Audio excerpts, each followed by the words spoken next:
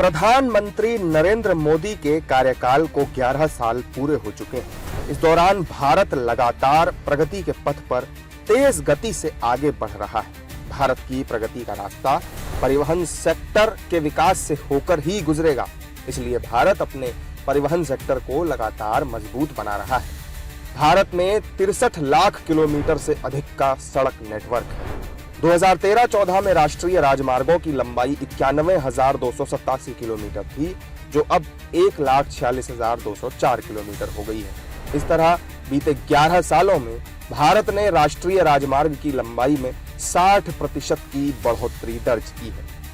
PM Modi ने अपने कार्यकाल के दौरान रेलवे के विकास की मुहिम को भी मजबूती दी है और यही वजह है कि आज भारत का रेलवे बजट 2014 की तुलना में 9 गुना बढ़ चुका है। इसी का परिणाम है कि 2014 के बाद से देश में 45,000 रूट किलोमीटर से अधिक नई रेल पटरियों को बिछाया गया और उनका विद्युतीकरण भी किया गया। देश में 136 वंदे भारत ट्रेन सेवाएं संचालित हो रही हैं, जो देश के 333 जिलों के निवासियों को तेज और सुगम यात्रा का अनुभव प्रदान कर रही हैं।